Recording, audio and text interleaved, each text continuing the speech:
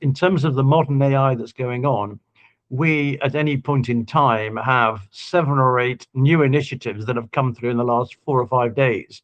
And so we're adopting them as fast as you can. In large organizations, that's not possible because everything has to be planned and done correctly. And by the time they get around to doing it in this fast moving AI world, um, they can't keep up. By the time they've decided to implement a particular process, it's been overtaken by AI. So we in our organization trying to keep us up to date to the day to make sure we can take advantage of it.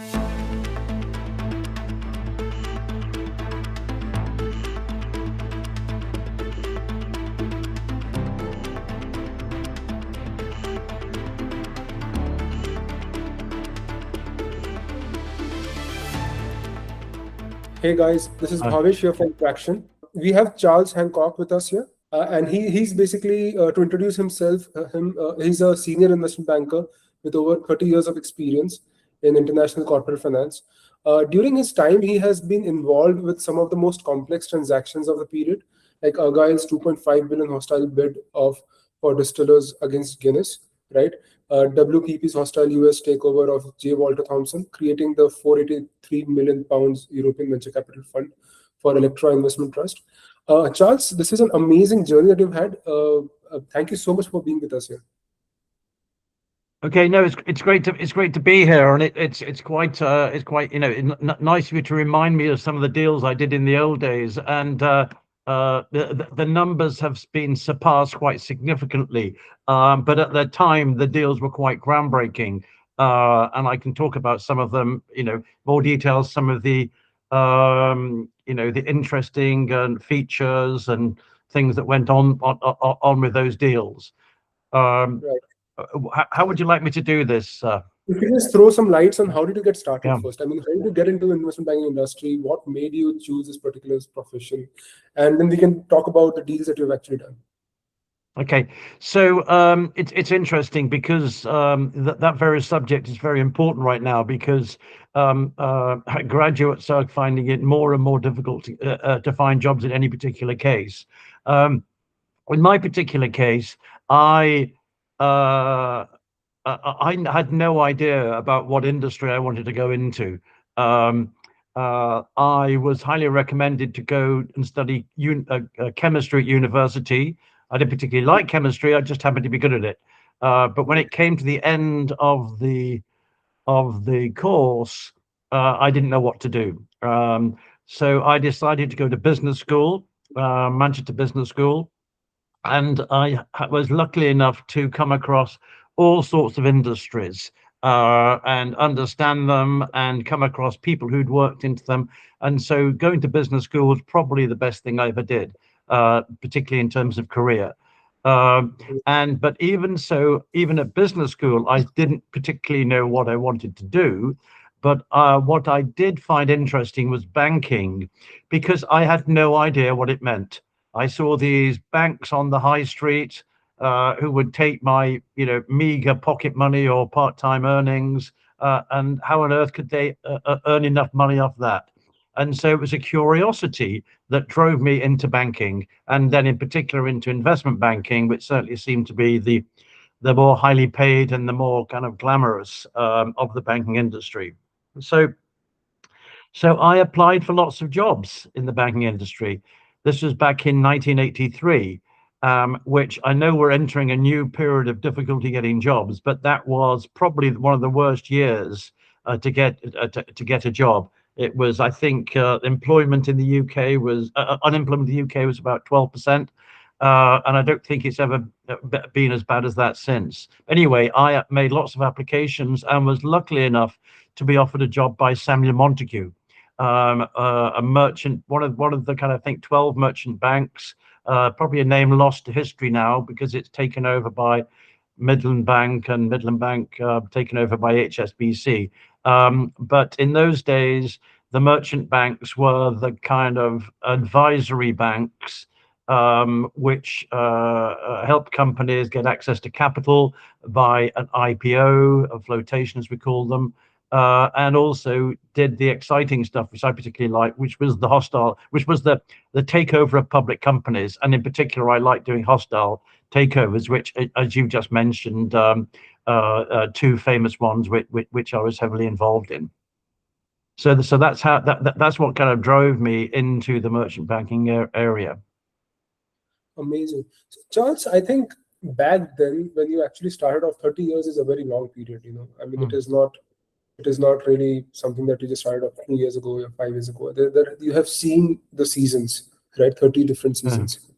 I mean, today we are living in an era where technology is kind of the forefront, and especially AI coming into the picture. There's a humongous amount of disruption that's going on. Right? How were things back then, and how do you see AI disrupting this entire industry?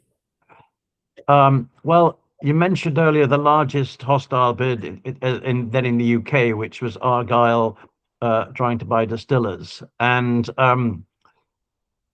there were three I call them merchant banks, involved as advisors, and we were the kind of third one after Lazard, which is still going very strong, and a Scottish bank, because it was a Scottish company, so we had a Scottish bank involved.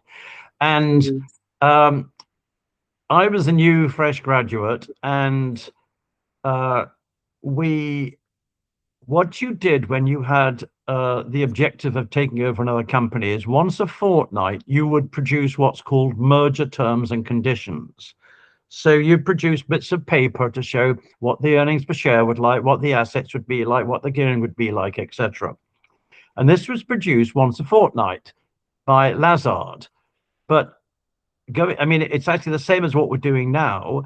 Is there was a computer in the bank, and I'm not joking. There was one in the entire division, and so I devised as a fresh graduate, a computer program that could do merger terms and conditions, as we call them, instantaneously.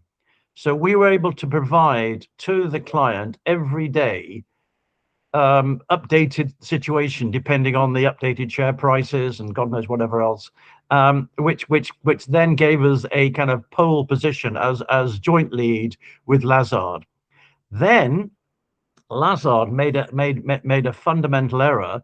There was rumors in the papers about a takeover, and the Lazard guy said, no, we have no present intention of making an offer.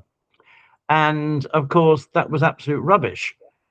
We were all set to go within 48 hours with the fully fledged largest takeover in the UK.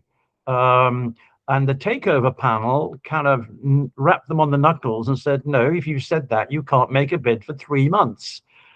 Lazard got sacked. And so we then took pole position, which was great. But what happened in that 3-month period, distillers and Guinness decided to do a bid without us because they had 3 months to prepare.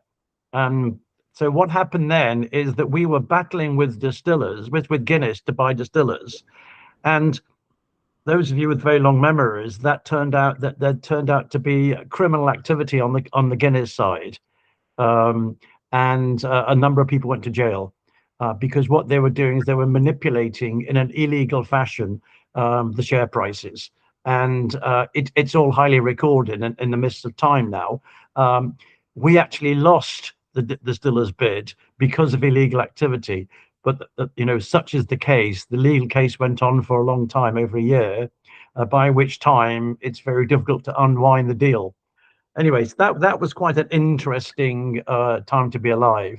And it's quite funny. I remember saying to my director at the time, what's going on in the stock market? It doesn't seem right. It doesn't seem natural. And so we were both shaking our heads thinking something was wrong. And as it turned out, we were absolutely right. Sorry, yeah. So I've talked a lot about one of the most exciting deals at the time. It was it's all lost to the mists of being decades ago now, but it was actually exciting and involving, not from our side, criminal activity and people going to jail. Wow. But then, how do you see AI shaping this entire industry now? How do you see AI disrupting this thing? A few years ago, well, 10 years ago to be precise, I started to specialize in tech companies of various shapes and forms, and started to see the disruption that companies like Airbnb and Uber and even Amazon to that, well, but certainly Amazon to that extent, were kind of changing entire industries. And I was thinking myself lucky that I was in finance and therefore immune to technology. And then all of a sudden I had a moment, I thought that's a load of rubbish. I'm as vulnerable in finance as almost every other industry. So I then decided that I could either change industry, and I couldn't think of one that was not vulnerable to AI, or I could be at the forefront of technology. AI is only about 3 or 4 years old now, isn't it? I mean, in terms of general consciousness, but technology was the general term used. So what we've done at Anglo-Suisse Capital was always try and be ahead of the game in terms of technology. Now we'll never be as techy as a tech company, but in terms of other financial advisory investment bankings, we like to think we're well ahead of the game. There are some large companies that are very good on AI and tech, but they are very large, and so they're not necessarily as nimble as we are. And so we constantly find that we are outperforming some of the major banks on beauty parades simply because they are not nimble enough to do what's going on. And in terms of the modern AI that's going on, we at any point in time have 7 or 8 new initiatives that have come through in the last 4 or 5 days. Now you can do this, now you can do that, now you can do the other. And so we're adopting them as fast as you can. And I feel that in large organizations, that's not possible, because everything has to be planned and done correctly. And by the time they get around to doing it in this super fast moving AI world, they can't keep up. By the time they've decided to implement a particular process, it's been overtaken by AI. So we in our organization trying to keep us up to date to the day, to make sure we can take advantage of it. And we do it in a number of ways. One area that I particularly like is in what I call client transparency. So we provide client dashboards. We give daily email reminders of certain positions, prompts for people to ask questions, calendars of upcoming meetings, all of which is done in a kind of automated sense. But there's, in a lot of that, it's AI powering it, because it's assessing the incoming email, categorizing it, and updating the database, and the clients get this kind of an up-to-date situation. We also like to do it in compliance and regulatory. We make sure everything is kind of done on an the AI ensures an automated basis so that everything is done correctly. On the marketing, and what we do is we are constantly using automation loops to update our systems and contacts and who's doing what, where, and when, so that at all times our database is getting improved. So and even to the extent, and this sounds small, but even to the extent that the website is improved, and to the SEO is good. Not that it's a major factor yet, but I think in the future it might be.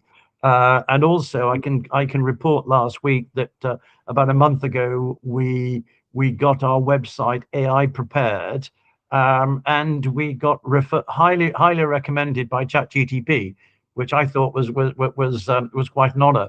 But I think that other people will be catching on to that. So I guess we've got to keep moving to change that lead. Correct. Yeah, I think this is a significant shift that we are seeing. So just a year ago, it's not long. I mean, we were basically using SEO to ensure that our name comes in front when somebody's searching on something on Google, right? And then that has changed drastically in the last 7 to 8 months or 9 months, where now we need to ensure that our name actually is suggested by ChatGPT or Claude when somebody Yeah. does any kind of searches, because that has become the bread and butter for every marketing person right now. Right. So, Yeah. Charles, in the last couple of years, especially in the last 6 years post-COVID era, we have seen a humongous amount of turbulence and a lot of disruptions going on, a lot of wars going on here and there, right? Mm. Geopolitical issues, tensions. Uh, how do you see 2026, the rest of 2026 and 2027 to be like in the M&A industry? So, sorry, are you talking about how the geopolitical situation can affect the business? Now, Exactly. um, Yeah. so um, my genuine belief is that you must do the work, whatever the situation. And we have had global financial crises, we've had gate crashes, we've had wars, um, and things have carried on. And there's two things I'd like to mention, is that, particularly during the Second World War, there were some major technological developments, most notably the atomic bomb. And this went on during a period of war. And I know it's kind of, it can be viewed as odd that so much technological development can be done during wartime, but they're not exclusive. They're not exclusive, and even there are some people who consider that wartime is a great time for innovation and new technology.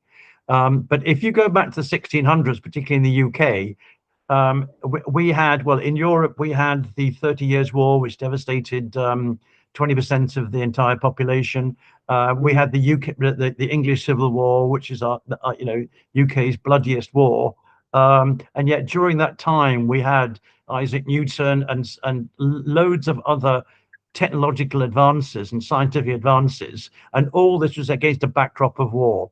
So I'm a great believer in the sense of whatever the situation, you carry on and do whatever it is, and don't use the external environment as an excuse not to advance. Correct, correct, correct. Yeah, I think that's true. Because a lot of times, I think 90% of the time it is just a hype or something that uh, people create, but in reality, it doesn't really affect much, right? And that basically that hype or the news basically disrupts everybody's mindset. So, Charles, you have actually, seen 30 different seasons in 30 years in the IB industry. Mm. What is that one piece of advice that you would recommend to any newcomers who want to actually join this industry? Because it looks very glittery, but it is actually not. It has a lot of due diligence to take care of, and a lot of numbers to deal with, and a lot of Okay, emotional challenges that people have to go through. So, what is that one piece of advice that you would recommend? yeah, so it is difficult. I mean, AI is taking the jobs, the relatively easy jobs that would be done by junior people, and that's where it right now it will change, but right now that's what's happening, and so you've literally got the situation. Why do I want to spend X thousands on a new junior guy when I can pay 200 to Claude a month and do the work of six guys? So it's a difficult situation. But what I would say is to junior people, in a sense, whatever industry they're in, but in particularly in banking, is to learn what AI can do.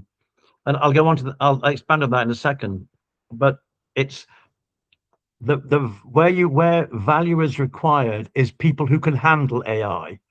So so you don't want necessarily people who can do the jobs that AI is doing. You want people who can handle the AI to do it, if that makes sense. Correct, And correct. and the key to this is, at the moment, we've all heard these great stories, and I can give you hundreds about AI being able to produce this, that, and the other, and great, great, great. However, it's full of errors. There's errors everywhere, and so what you have to do if you want to work in this area, is work out how to handle those errors.